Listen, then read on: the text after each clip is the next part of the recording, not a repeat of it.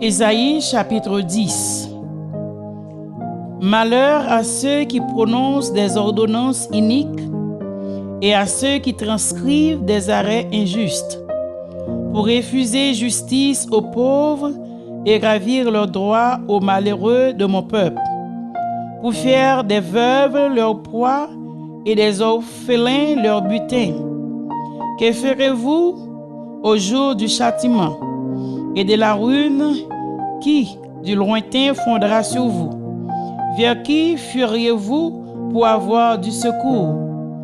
Et où laisserez-vous votre gloire? Les uns seront courbés parmi les captifs, et les autres tomberont parmi les morts. Malgré tout cela, sa colère ne s'apaise point, et sa main est encore étendue. Malheur à l'Assyrien, vierge de ma colère. La vierge dans sa main, c'est l'instrument de ma fureur. Je l'ai lâché contre une nation impie. Je l'ai fait marcher contre le peuple de mon courroux, pour qu'il se livre au pillage et se fasse du butin, pour qu'il le foule aux pieds comme la boue des rues. Mais il n'en juge pas ainsi, et ce n'est pas là la pensée de son cœur. Il ne songe qu'à détruire, qu'à exterminer les nations en foule, car il dit: mes princes ne sont-ils pas autant des rois? N'en a-t-il pas été de Calno, comme de Kakemish? N'en a-t-il pas été de Hamath, comme d'Apad? N'en a-t-il pas été de Samarie, comme de Damas?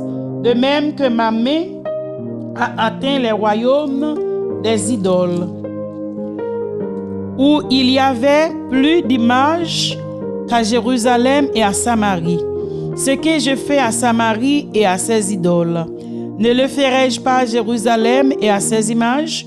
Mais quand le Seigneur aura accompli toute son œuvre sur la montagne de Sion et à Jérusalem, je punirai le roi d'Assyrie pour les fuites de son cœur orgueilleux et pour l'arrogance de ses regards hautains, car il dit: c'est par la force de ma main que j'ai agi.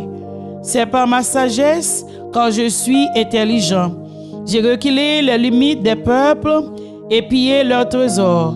Et comme un héros, j'ai renversé ceux qui siégeaient sur des trônes. J'ai mis la main sur les richesses des peuples comme sur un nid et comme on ramasse des œufs abandonnés. J'ai ramassé toute la terre. Nul n'a remué l'aile, ni ouvert le bec, ni poussé un cri. La hache se glorifie-t-elle envers celui qui s'en sert? Ou la scie est-elle arrogante envers celui qui la manie? Comme si la Vierge faisait mouvoir celui qui la lève, comme si le bâton soulevait celui qui n'est pas du bois. C'est pourquoi le Seigneur désormais enverra le dépérissement parmi ses robustes guerriers. Et sous sa magnificence éclatera un embrasement, comme l'embrasement d'un feu. La lumière d'Israël deviendra un feu, et son sein une flamme, qui consumera et dévorera ses épines et ses ronces, et un jour seul, et un seul jour, qui consumera corps et âme, la magnificence de sa forêt et de ses campagnes. Il en sera comme de malades qui tombent en défaillance. Le reste des arbres de sa forêt pourra être compté, et un enfant en écrirait le nombre. En ce jour-là, le reste d'Israël et les réchappés de la maison de Jacob cesseront de s'appuyer sur celui qui les frappait.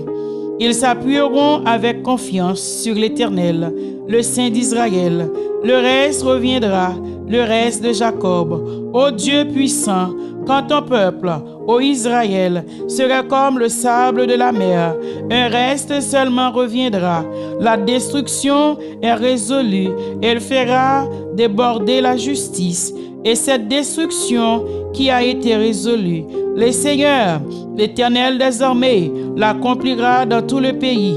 Cependant, ainsi parle le Seigneur, L'Éternel des armées, ô mon peuple qui habite en Sion, ne crains pas l'Assyrien. Il te frappe de la Vierge et il lève son bâton sur toi, comme faisaient les Égyptiens.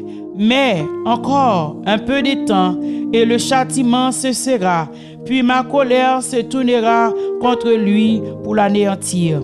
L'Éternel des armées agitera le fouet contre lui, comme il frappa Madian au rocher d'Horeb, et de même qu'il leva son bâton sur la mer, et il le verra encore comme en Égypte.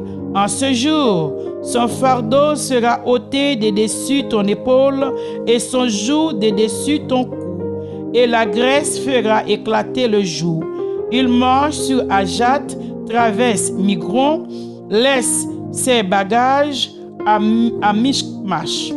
Il passe le défilé, il couche à Geba, Rama tremble, Gibéa de Saül prend la fuite.